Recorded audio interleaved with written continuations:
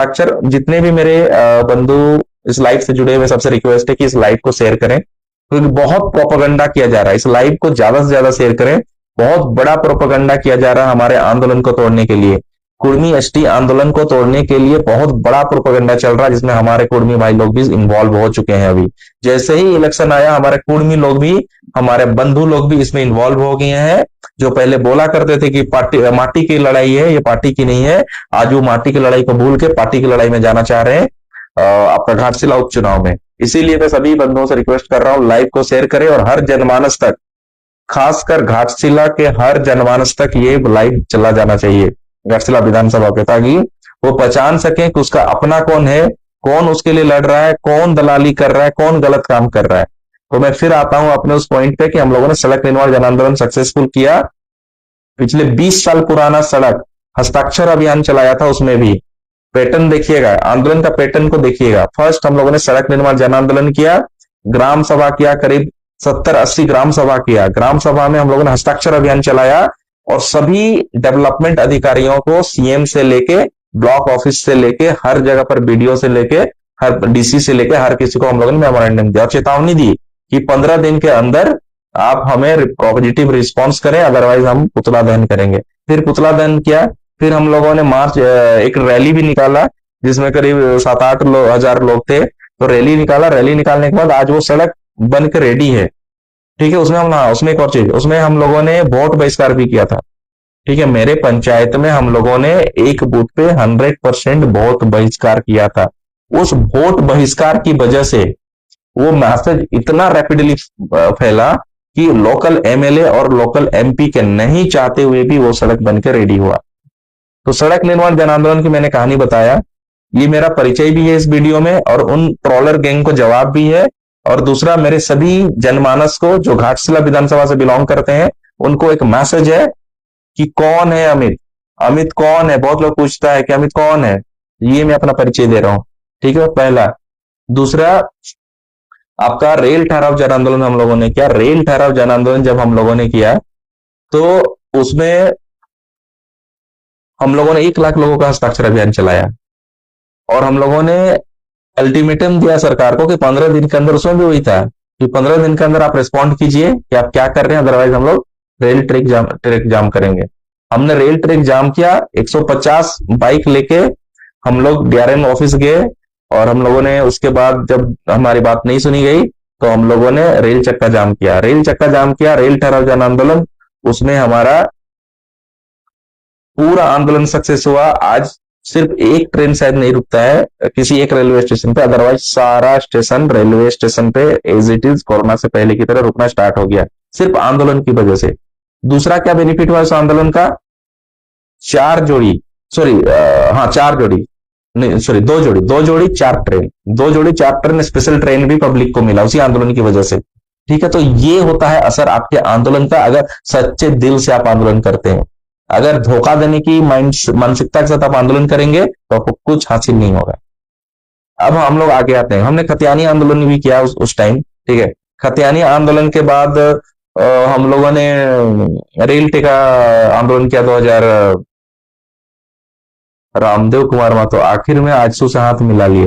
रामदेव भाई कोई आखिर में हाथ नहीं मिलाए हैं, ये 2024 का फोटो को फैलाया जा रहा है। 2024 के फोटो को वो लोग डाल के प्रोपेगेंडा कर रहा है कुछ पॉलिटिकल पार्टी, क्योंकि उनको लगता है कि अगर वहां पर वोट बहिष्कार हो गया, समाज कर दिया, तो कुछ पॉलिटिकल पार्टियों को दलाली करना, वोट का सेटिंग गेटिंग करना, ये सब नहीं हो पाएगा। इसीलिए हम लोग ये वोट बहिष्कार डिसीजन ले लिए हैं। ठीक है, और मुझे अगर हाथ मिलाना ही होता तो मैं वोट बहिष्कार क्यों कराता? मैं तो बोलता जी बीजेपी के यहाँ में चला जाता, मैं बोलता मैं बीजेपी के वोट मांगूंगा। तो अभी फिलहाल कोई राजनीतिक इसमें नहीं है और आप लोग राजनीतिक सोच नहीं रखें अभी फिलहाल। अभी हम लोग इलेक्शन होने में 30 दिन है, हम लोग सिर्फ 15 दिन का अल्टीमेटम दे रहे हैं और 15 दिन में वार्ता करने के लिए बोल रहे हैं। अगर वार्ता हो जाएगा तो वोट बहिष्कार कैंसिल, हम लोग वापस ले लेंगे, फिर जो जिसको वोट मारना है मारेगा। और अगर हमारे साथ वार्ता नहीं किया गया समाज के साथ, तो फिर हम लोग वोट का बहिष्कार करेंगे। ये हम लोगों ने आह्वान किया है। क्लियर है रामदेव कुमार वहां तो, ठीक है। अब आगे हम लोग बढ़ते हैं। फिर हम लोग रेल टेका आंदोलन किए। रेल टेका में 71-72 दिन में जेल में था। मेरे साथ 19 लोग और भी थे और करीब 60 लोगों के ऊपर एफआईआर भी हुआ था, ठीक है। उसके बाद क्या होता है हम लोग का, 2025 आता, 2024 इलेक्शन था तो नहीं हुआ, 2025 फिर आया, 2025 में फिर रेल टेका हुआ। तो इस रेल टेका में हम लोगों ने, मैं सोनवा में था और भी बहुत सारे लोग अपने अपनी जगह पर नेतृत्व किए।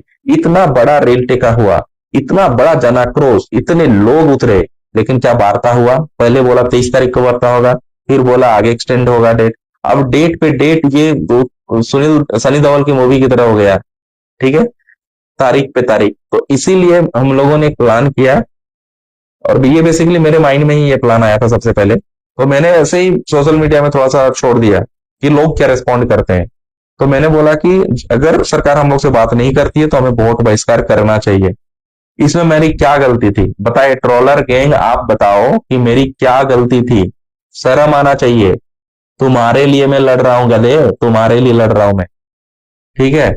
उन ट्रोलर गैंग तक ये वीडियो पहुंचा दें जो कोल्हान से हैं, क्या राजेश, कुछ राजेश नाम का कुछ है, राजेश नाम है, और भी बहुत सारे लोग, अभी नाम मुझे याद नहीं आ रहा है।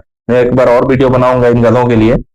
अरे भाई मैं तुम्हारे लिए लड़ रहा हूं, ठीक है। मेरी महीने की कितनी सैलरी है ना तुम्हारे, अभी ये सब नहीं बोलना चाहता मैं, ठीक है। मुझे ये सब की जरूरत नहीं है, मुझे दलाली करने की जरूरत नहीं है, मुझे किसी नेता से पैसे लेने की जरूरत नहीं है।